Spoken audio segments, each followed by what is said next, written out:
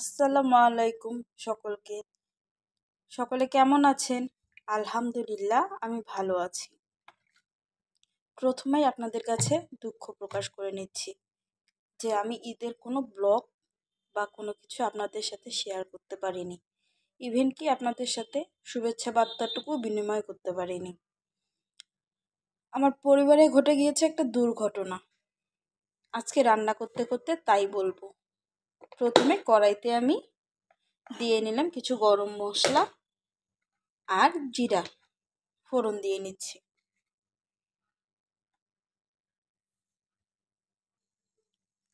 দিয়ে নিচ্ছি দুটো তেজপাতা আর শুকনো মরিচ। ফোড়নটা ফুটতে শুরু করেছে, এখন দিয়ে দেব কুচিয়ে রাখা পেঁয়াজগুলো। পেঁয়াজগুলো আমি একটু বেরেস্তা করে নেব।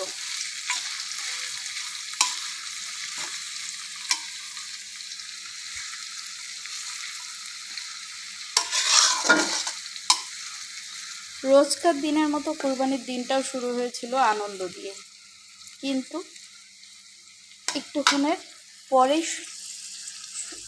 সেটা পরিণত হলো একটা দুঃখজনক ঘটনায়। আমাদেরই পরিবারের একজন হঠাৎ করেই মারা গিয়েছেন। ইন্না লিল্লাহি ওয়া ইন্না ইলাইহি রাজিউন। আসলে ওনার বাসা আমাদের বাসা পাশাপাশি। যখন গরুটা জবাই করা হলো, আল্লাহর ওয়াস্তে কুরবানি করা হলো, সে মুহূর্তে খবর আসলো হাসপাতাল থেকে যে উনি আর নেই। এমনিতে ঈদটা একটু ফিকে ছিল, সবারই মন খারাপ ছিল ওনাকে নিয়ে। উনি সম্পর্কে বোন বা ননদ যাই বলে, বোনের মতনই আর কি। বউ হয়ে আসার পর থেকে উনি নানানভাবে আমাকে সাহায্য করেছেন, ভালো রেখেছিলেন। আল্লাহ ওনাকে বেহেশতবাসী করি, এই দোয়াটুকুই করি। আর সেই জন্যেই ঈদের দিনের কোনো ব্লগই আর শেয়ার করা হয়নি।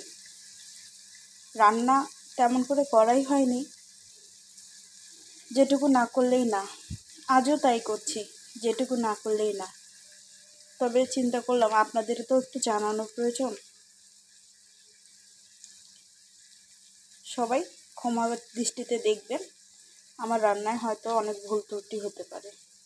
পাশে থাকবেন সবাই, আর ওনার জন্য অবশ্যই দোয়া করবেন। পেঁয়াজের বেরেস্তাটা আমার হয়ে গিয়েছে, এখন এতে দিয়ে দিব অল্প করে পানি। পানি দিয়ে তারপরে বাকি মশলাগুলো দেব।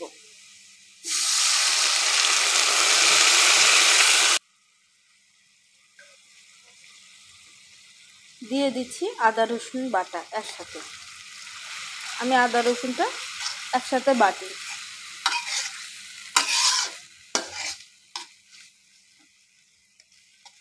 যদিও এবার এই আদা রসুনের মধ্যে আমি দিয়ে দেব পরিমাণ মতো লবণ।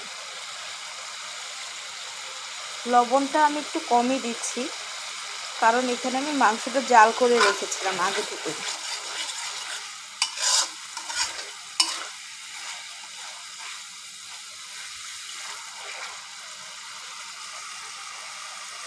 এখন এটা হতে হতে আমি দিয়ে দেব গুঁড়ো মশলাগুলো। পেঁয়াজটা ভুনা হয়ে গিয়েছে, এখন দিয়ে দিচ্ছি গুঁড়া মশলাগুলো। এখানে আছে জিরার গুঁড়া, ধনিয়ার গুঁড়া, হলুদের গুঁড়া, মরিচের গুঁড়া। হলুদের গুঁড়াটা পরিমাণে একটু কম নিয়েছি, কারণ আমি মাংসটা জ্বালানোর সময় হলুদ দিয়ে জ্বালিয়েছিলাম। মশলাগুলো একটু ভালো করে ভেজে নিচ্ছি।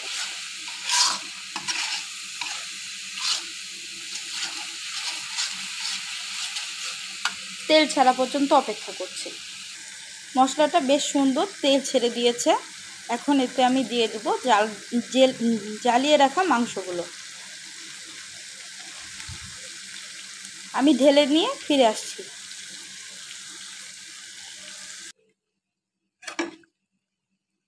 এই মাংসটাতে বেশি সংখ্যক হাড় রয়েছে।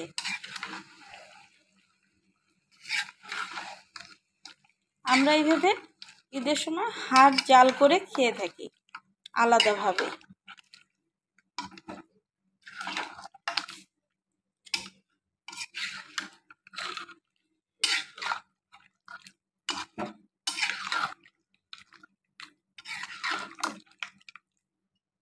তো এটা আজকে নরম হয়ে যাচ্ছিল, রান্না না করলেই না, যার জন্য রান্না করছি।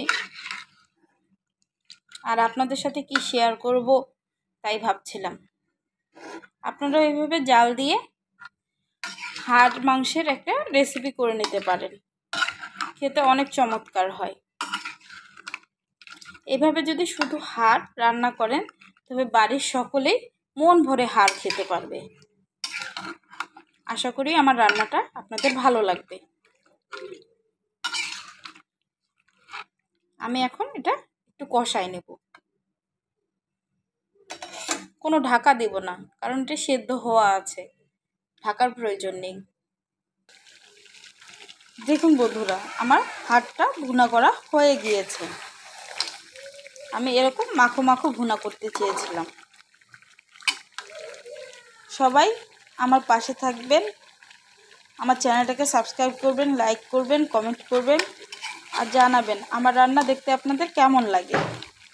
আল্লাহ হাফেজ, সবাই ভালো থাকবেন, দোয়া করবেন সবাই।